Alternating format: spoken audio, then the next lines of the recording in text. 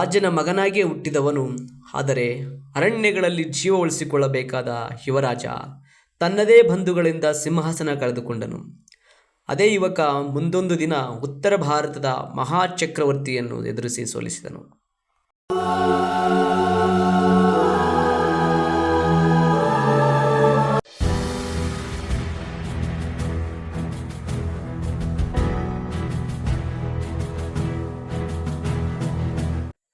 ನಮಸ್ಕಾರ ಸ್ನೇಹಿತರೆ, ಇದು ಕೇವಲ ಒಬ್ಬ ರಾಜನ ಕಥೆಯಲ್ಲ. ಇದು ಸಂಕಷ್ಟದಿಂದ ಸಾಮ್ರಾಜ್ಯಕ್ಕೆ ಏರಿದ ಧೈರ್ಯದ ಕತೆ. ಚಾಲುಕ್ಯ ವಂಶದ ಮಹಾನ್ ರಾಜ ಇಮ್ಮಡಿ ಪುಲಿಕೇಶಿಯ ಧೈರ್ಯದ ಕತೆ. ಚಾಲುಕ್ಯ ವಂಶದ ಮಹಾನ್ ರಾಜ ಇಮ್ಮಡಿ ಪುಲಿಕೇಶಿಯ ಜೀವನ ಹೇಗೆ ಆರಂಭವಾಯಿತು, ಏಕೆ ಅವನು ರಾಜ್ಯದಿಂದ ಓಡಿ ಹೋಗಬೇಕಾಯಿತು, ಹೇಗೆ ದಕ್ಷಿಣ ಭಾರತದ ಇತಿಹಾಸವನ್ನೇ ಬದಲಿಸಿದನು, ಇದನ್ನೆಲ್ಲ ತಿಳಿಯಲು ಈ ವಿಡಿಯೋವನ್ನು ಕೊನೆಯವರೆಗೂ ತಪ್ಪದೆ ನೋಡಿ. ಒಂದು ಕಾಲದಲ್ಲಿ ಬಾದಾಮಿಯ ಸಿಂಹಾಸನ ಖಾಲಿಯಾಗಿತ್ತು. 1ನೇ ಕೀರ್ತಿವರ್ಮ ಮರಣ ಹೊಂದಿದ. ಆದರೆ ಅಪಾಯ ಇನ್ನೂ ಜೀವಂತವಾಗಿತ್ತು. ರಾಜನ ಮಗ ಅರಣ್ಯದಲ್ಲಿ ಓಡುತ್ತಿದ್ದನು. ಬಂಧುಗಳೇ ಶತ್ರುಗಳಾದಾಗ, ಭಾಗ್ಯವೇ ಯುದ್ಧ ಭೂಮಿಯಾದಾಗ ಅವನು ಮುರಿದಿಲ್ಲ, ಅವನು ರೂಪಾಂತರಗೊಂಡ. ಅದೇ ಯುವರಾಜ ಮುಂದೊಂದು ದಿನ ಉತ್ತರ ಭಾರತದ ಮಹಾನ್ ಚಕ್ರವರ್ತಿಯನ್ನು ನರ್ಮದಾ ನದಿ ತೀರದಲ್ಲಿ ನಿಲ್ಲಿಸಿದನು.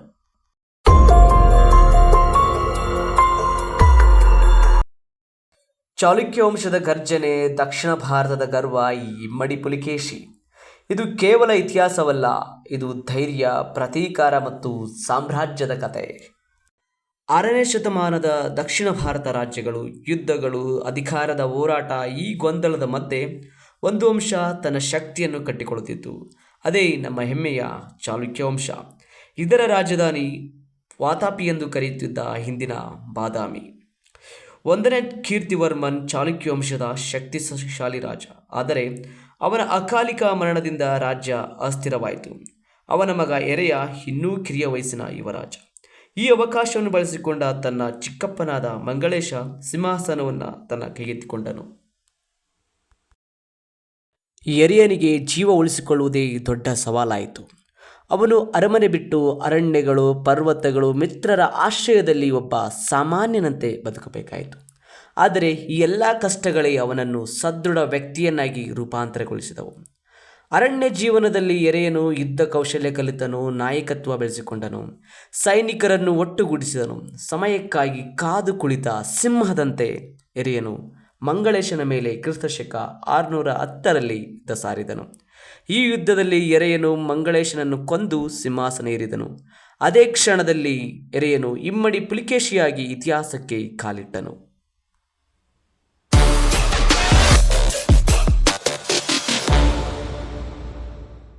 ಇಮ್ಮಡಿ ಪುಲಿಕೇಶಿ ಕೇವಲ ಒಬ್ಬ ರಾಜನಲ್ಲ, ಅವನೊಬ್ಬ ಮಹಾನ್ ಚಕ್ರವರ್ತಿ. ಕರ್ನಾಟಕ, ಮಹಾರಾಷ್ಟ್ರ, ಆಂಧ್ರ ಪ್ರದೇಶ ಇವೆಲ್ಲವನ್ನು ತನ್ನ ಆಡಳಿತಕ್ಕೆ ತಂದನು.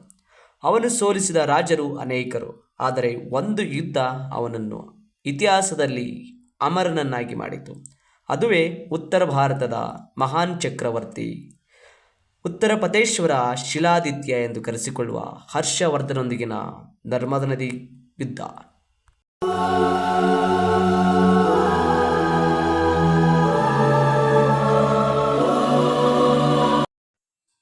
ಮುಂದಿನ ಭಾಗದಲ್ಲಿ ಇಮ್ಮಡಿ ಪುಲಿಕೇಶಿ ಮತ್ತು ಹರ್ಷನೊಂದಿಗಿನ ನರ್ಮದಾ ನದಿ ಯುದ್ಧದ ಭೀಕರತೆ, ಪುಲಿಕೇಶಿಯ ಪರಾಕ್ರಮ, ಇತಿಹಾಸದ ಪುಟ ಸೇರಿದ ಇಬ್ಬರು ಮಹಾನ್ ಚಕ್ರವರ್ತಿಗಳ ನಡುವಿನ ರೋಚಕ ಕಾದಾಟ, ರೋಚಕ ಕಥೆಯನ್ನು ತಿಳಿಯೋಣ. ಹಾಗೆ ಮುಂದಿನ ದಿನಗಳಲ್ಲಿ ಮರೆತು ಹೋದ ಇತಿಹಾಸದ ಪುಟ ಸೇರಿದ ಅದೆಷ್ಟೋ ಕೌತುಕವನ್ನೊಳಗೊಂಡ ಅದೆಷ್ಟೋ ಕಥೆಗಳನ್ನು ನಿಮ್ಮ ಮುಂದೆ ಪ್ರಸ್ತುತಪಡಿಸುವ ಆಸೆ ಇದೆ. ಅದೇ ರೀತಿಯಾಗಿ ನಿಮ್ಮೆಲ್ಲರ ಪ್ರೋತ್ಸಾಹ, ಸಹಕಾರ, ಬೆಂಬಲವಿರಲಿ. ನಿಮ್ಮ ಬೆಂಬಲವೇ ನನಗೆ ಶ್ರೀರಕ್ಷೆ. ಜೈ ಹಿಂದ್, ಜೈ ಕರ್ನಾಟಕ ಮಾತೆ.